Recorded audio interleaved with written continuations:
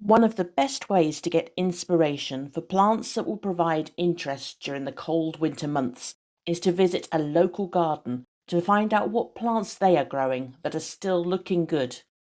Last year I visited RHS Wisley in winter in order to bring you some inspiration for hardy evergreen plants. And this year, at the end of January, I headed back to Britain's hottest garden on the Isle of Wight to see what can be grown in the warmest areas of the UK. If you haven't yet seen my series on Ventnor Botanic Gardens, I'll put a link in the description to these videos, as well as a link to my Wesleyan winter video. Although I went back to Ventnor with the sole aim of bringing you some more inspiration for hardy evergreen plants, when I got there I was just awestruck by how beautiful this garden is still looking in winter. Many plants that have died back in my garden are still going strong here in Ventnor, and quite frankly the garden didn't look much different from when I visited during the summer. I quickly realised that there would be lots of plants here that are not reflective of plants that will stay evergreen, even in warmer areas of the UK. So in this video I'll start off with the plants that are less hardy, but there is still plenty of hardy evergreen inspiration to come. Strobilanthes Glutinosa, or the sticky bluebell, is still relatively untested in the UK, although not thought to be frost hardy. It was brought to Ventnor by a private collector from the Indian Himalayas. It can grow up to around a metre in height and has soft, velvety leaves which are sometimes sticky to touch.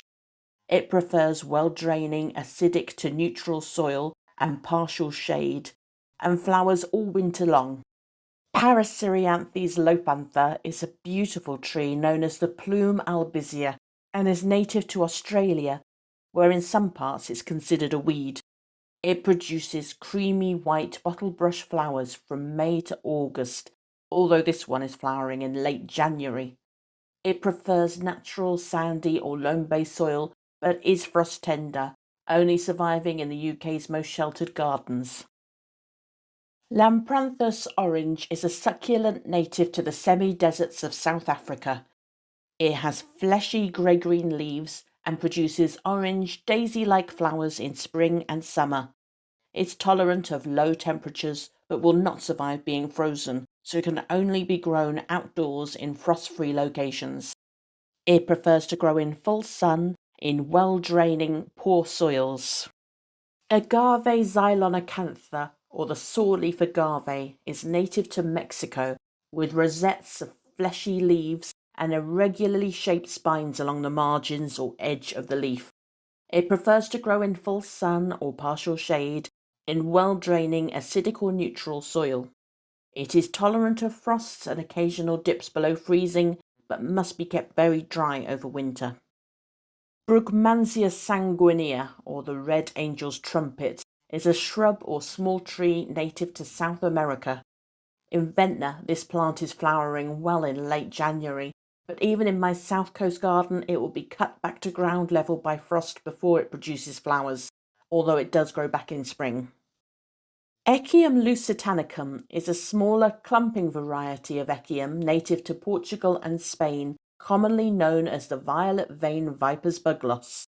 Although there is not much information available on the hardiness of this plant, most smaller Echium varieties will only grow in the warmest UK gardens. Echium pininana can often be found in milder areas of the UK, however, and will remain evergreen in winter. Aloe Arborescens, or the candelabra aloe, is a succulent native to South America, which looks particularly stunning flowering here in Ventnor in January. Although it's not among the hardiest of aloes that can be grown in the UK, it can survive to around -4 degrees C if kept very dry over winter, but it will not tolerate hard or sudden frosts. Leucadendron Argentium, or the silver leaf tree, is native to South Africa, where it is a protected tree and the only known natural population is around Table Mountain. Flowers are produced on separate male and female trees, which if pollinated develop into silver cones that remain on the trees for many years. It prefers full sun, acid or neutral sandy soil, and is hardy in milder areas of the UK. Freylinia Lanceolata is commonly known as honeybells and is a tree native to South Africa. It produces yellow, honey-scented flowers in late summer to early autumn. However, this one is flowering in Ventnor in late January. It grows best in full sun in clay or loam-based soils and is hardy in milder areas of the UK. Podocarpus Henkelii, or Henkel's yellowwood, is a tree native to South Africa. It has long, drooping leaves but is actually a conifer and produces cones on separate male and female trees. It should survive in milder areas of the UK down to around -5°C, where its light green foliage looks particularly attractive when many evergreen plants are darker in colour. Citrus Ichangense is commonly known as the Ichange purpida and is a slow-growing citrus native to China. It has lemon-scented leaves and flowers and is one of the hardiest varieties of citrus, surviving temperatures between -5 to -10°C, as well as moderate frosts and damp conditions. It has even been recorded as surviving to -15 in China. Hoheria Angustifolia, or the narrow-leaved lacebark, is native to New Zealand. It's an evergreen tree that can grow up to 8 meters tall and produces lots of small white flowers in summer. It can survive down to -10°C, however it will not stay evergreen in colder winters. It grows best in full sun or partial shade and prefers alkaline or neutral soil. Cyathea Australis is commonly known as the rough tree fern and is native to Australia. It's an adaptable plant that's often found growing in sunny or shady positions and can also tolerate more wind than the more commonly grown Dicksonia antarctica. It can survive dips to -7 or 8 and short periods of frost, although protecting the crown in winter is advisable. Olearia Pachyphylla, or the thick-leaved tree daisy, is an endangered shrub native to New Zealand. It can grow up to 3 meters tall with large leathery leaves and produces daisy-like flowers in spring or summer. It is frost-hardy when mature and can survive to around -5°C, but will need protection in colder areas of the UK. Acanthus Sennii, or the Ethiopian acanthus, is a drought-resistant plant native to Ethiopia. It produces beautiful red flowers in midsummer to early autumn, but was still flowering in Ventnor in late January. It can survive to around -10, however the foliage will die back when heavily frosted. Vinca Difformis, or the intermediate periwinkle, is an evergreen plant which can spread up to 1.5 meters. It has lush, dark, glossy leaves and produces whitish-blue flowers in late winter and early spring. It is native to Western Europe and Northwest Africa and is hardy through most of the UK. It grows best in moist, well-draining soil, but will tolerate most soil types. Magnolia grandiflora is an evergreen tree that is hardy in most of the UK. There are several varieties that can be grown for winter interest, and this one is called Charles Dickens.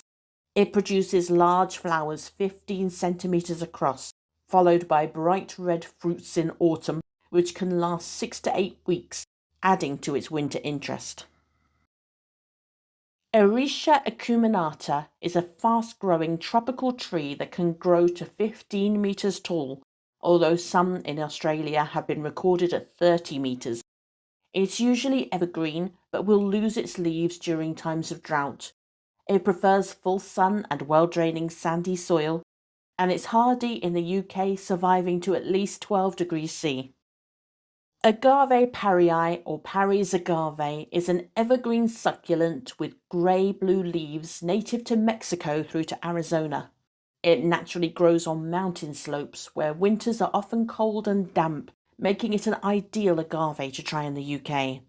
If given protection from winter wet, it can survive down to around -20°C. Of course, winter interest isn't always about evergreen leaves and winter flowering or fruiting varieties. Poncirus Trifoliata is a variety of citrus known as the trifoliate orange It's native to China and Korea and will tolerate moderate frost and snow, surviving winter in most of the UK. But even though it has lost its leaves, I love how the green branches appear to twist. Acer palmatum, Sango Kaku, or the coral-barked maple, is hardy throughout the UK, and again, although it loses its leaves in winter, it is prized for its attractive red branches. It can grow up to 8 meters tall and produces leaves that are pinkish yellow at first, before turning green, and then yellow in autumn. It prefers full sun or partial shade and a sheltered position.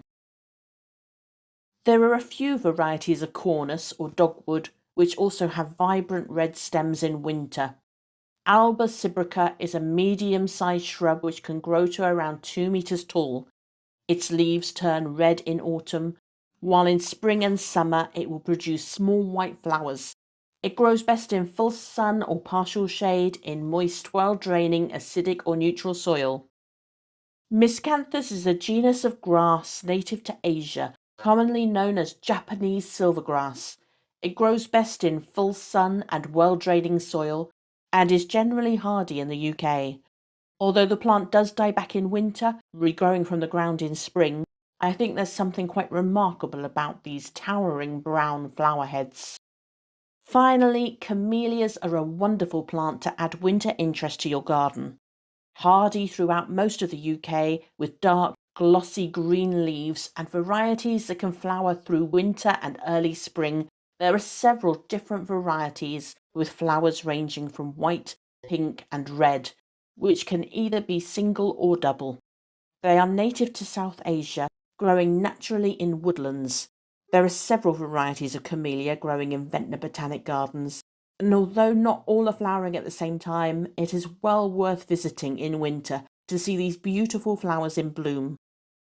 Camellias prefer acidic or neutral, moist, well-drained soil, and ideally prefer to be watered with rainwater, particularly if you're in a hard water area. They grow best in full or partial shade and prefer a sheltered spot away from cold winds.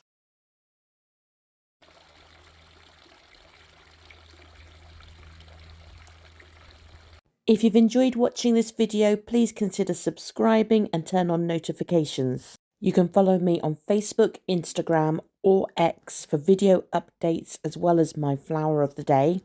And you can email me at freyastropicalgarden@gmail.com.